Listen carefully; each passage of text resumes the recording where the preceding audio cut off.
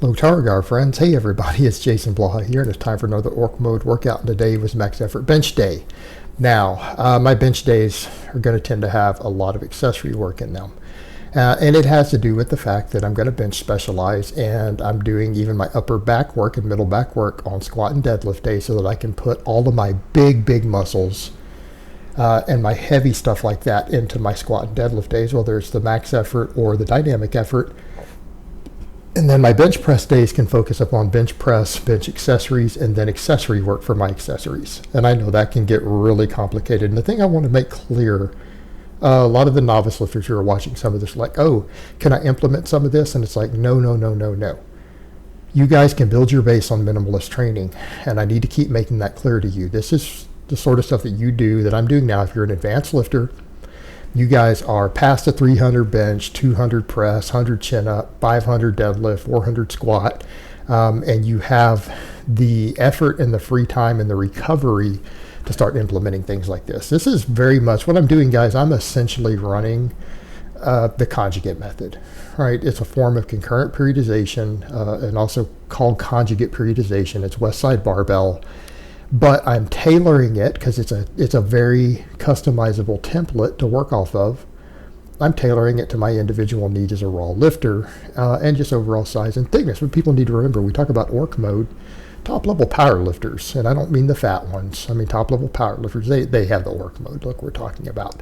Essentially, when we call it the orc mode, we're talking about strength athlete look. And yes, I will diet down further later, guys. I already dropped 40 pounds last year. And I'm just doing these shirtless just because, might as well let people see what I look like. Yes, I got some fat and loose skin. It doesn't matter. I'll diet more down later because it's also about being good at my weight class. And, we need to be lean to be a good power lifter.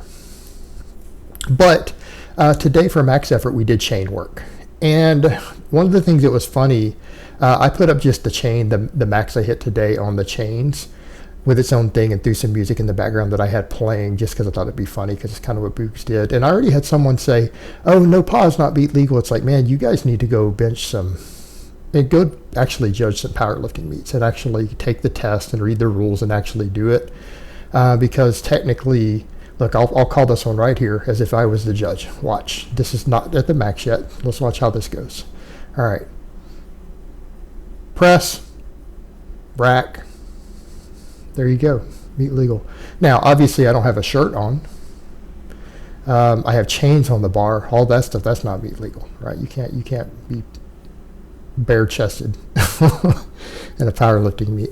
But let's get over to what we're doing with the max effort stuff here. I've explained quite a bit about what we're doing with the accommodating resistance, and people need to understand this is to break up the law of adaptation, and we rotate through large amounts of close variations on our max lifts. And then what I'm doing is what? I'm doing back off work that's at least 90% with the competition legal versions, right? That's what we're doing.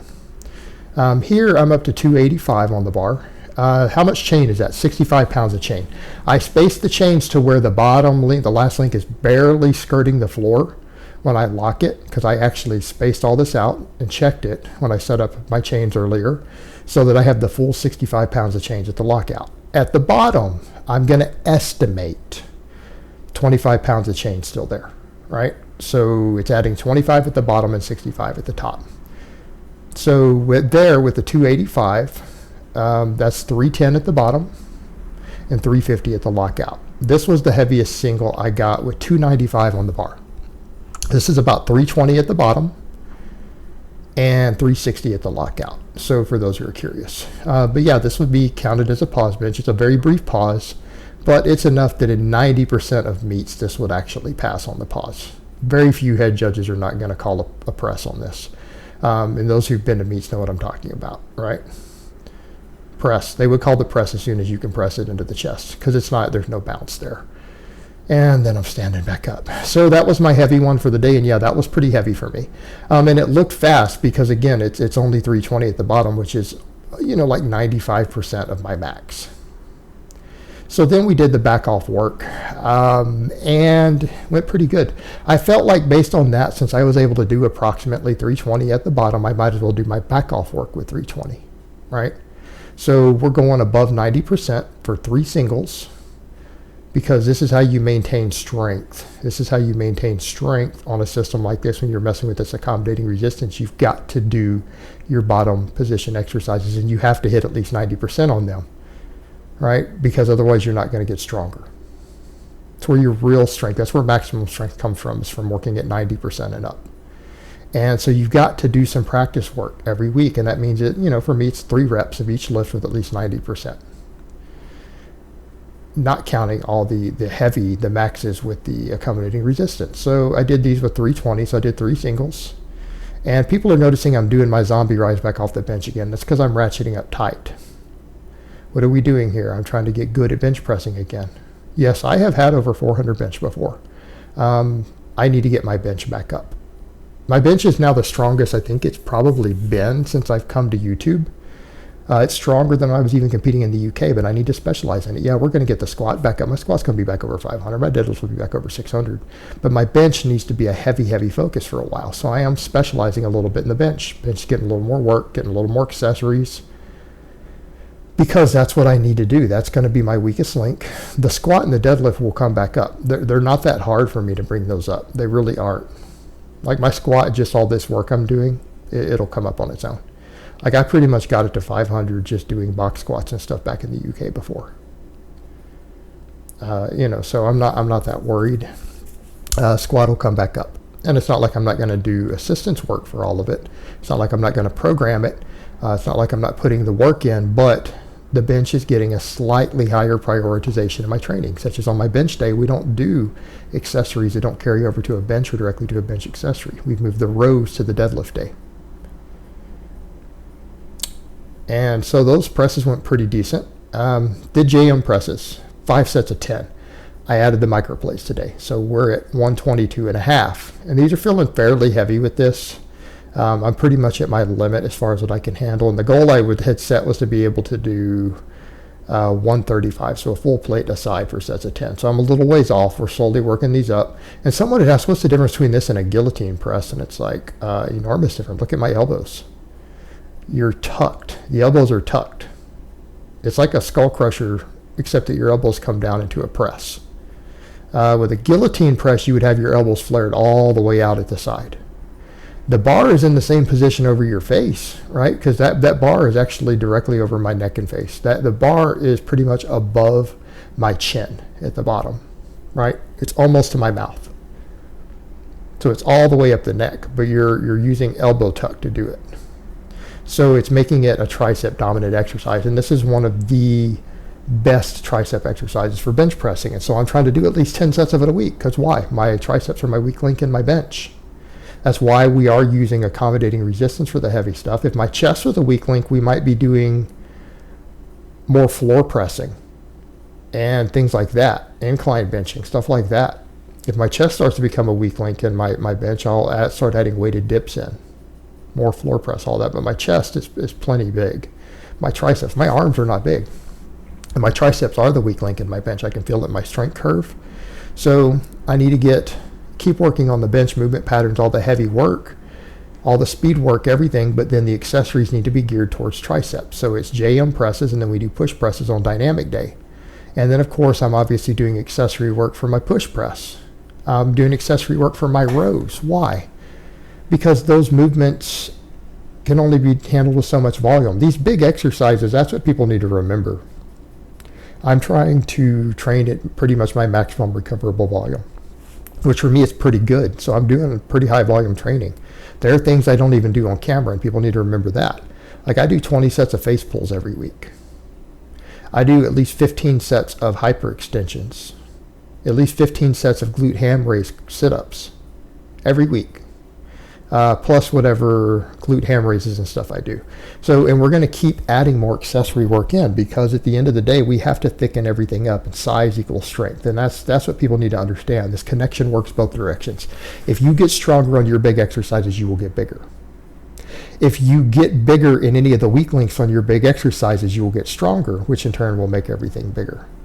This is a continuum, and it works both directions. It carries over both directions. So these smaller exercises, these special exercises that we are doing, are here to add more meat from exercises that are easier to recover from for someone who has the free time and the recovery to handle all of it. You can only do so many sets of bench press in a week. You can only do so many sets of rows in a week. You can only do so many sets of push presses, squats, deadlifts. You have to start adding these other things to reach maximum training volume if you're trying to hypertrophy your different weak links. Because if you can thicken those areas up while staying within your volume, you'll get stronger on the bigger lifts too. So today, I told you guys on this day I would start adding in laterals again. Why? Laterals are the weak link in my push press. I feel like my push press is a lift that will improve my bench further and my overall pressing strength.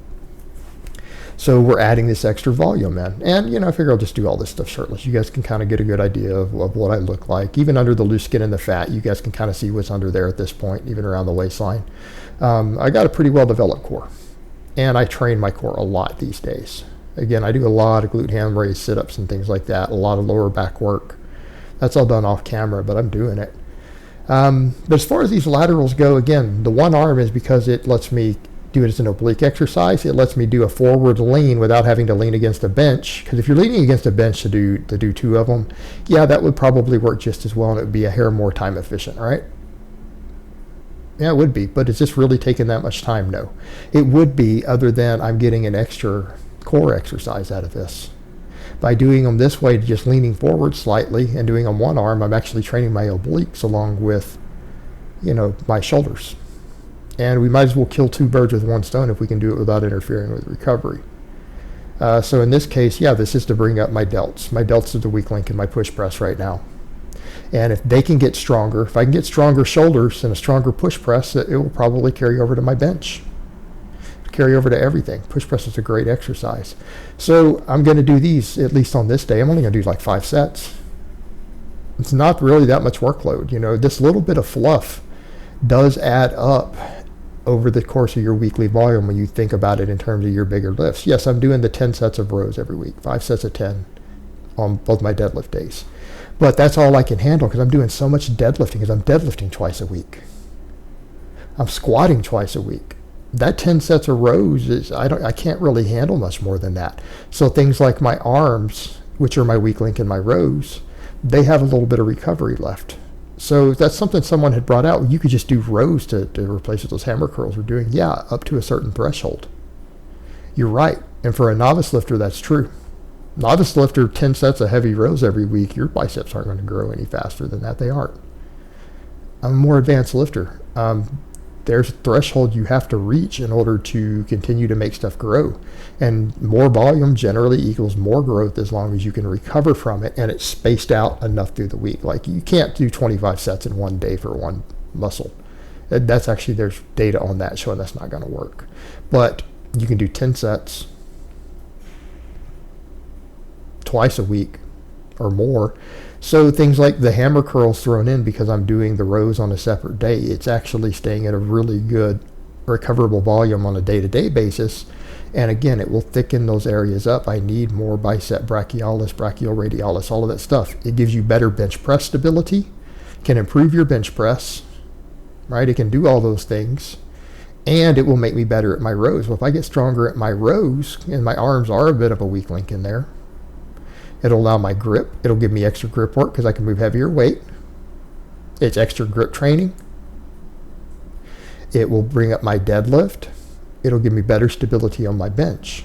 So the hammer curls take all of 10 minutes twice a week. If that, you figure what? 90 seconds between sets, 30 seconds to do each one, 2 minutes a set, right? That's 10 minutes. Twice a week. For someone who works from home as a YouTuber, has plenty of recovery time, that's actually really, really efficient when you think about the fact that they will improve my rows. It will add stability in my arm for my bench press. It will give me a little more cushion to bounce out of, and it's more workload for a lagging muscle that I can't do more big compounds with. So that's what people need to understand with these smaller exercises. They have their place, particularly for more advanced lifters, but you have to understand, like, people are going to go both directions. They're going to say, oh, you're saying minimalism isn't good for novices now. No, I am. Minimalism is great for novices. And the problem is that if I tell you guys to start doing this stuff, what will novice lifters do? They won't do their 10 or 15 sets of rows every week. They'll do this silly shit. They won't do their 10 sets of standing presses every week. They'll go do some lateral raises. That's the problem. These sort of exercises are there to bring up weak links with extra easily recoverable full range of motion volume, right? Notice with these, I'm not even going heavy. I only have 25s, but I'm going all the way down. I'm locking my elbow at the bottom. Full range of motion. Training as many muscle fibers as we can. Getting extra training volume and bringing up those areas, right? That's what we're doing. But the problem again is that I'm already near my maximum recoverable volume on my big exercises. I can't handle a lot more. So if I want to get more volume in to add more size to my weak links and stabilizers and other muscles that will improve my big lifts, this is what I have to do. Or I've got to go on a bunch of gear. Those are my two options. Right? If I go on a bunch of gear, then I could do more volume on the big exercises and I would thicken up automatically. So I'm going this route instead. And again, like everything else, this has all got to be managed in terms of workload. But yeah, this ends up being a lot of training volume. This does start adding up real quick. I mean, 10 extra sets of curls thrown on top of my 10 rows. I mean, that's not an enormous amount of volume. But we are getting up to relatively high volumes at this point, especially when you factor in the face pulls thrown in with that. That adds a lot to some of those same muscles. And even then people would say, well, the 10 rows for back, that's not a lot. How many sets of deadlifts do I do every week? How many sets of good mornings? And it's going to be the same thing. I'm probably going to add belt squats in here soon also. So that's going to be more quad volume, everything else. It ends up being a large amount of accessory work. And this is how a lot of powerlifters train. This is still powerlifting. This is strength training because size equals strength. All right, guys, but that's really all I have to say on that today. I hope it's been informative, and I will talk to you guys next time.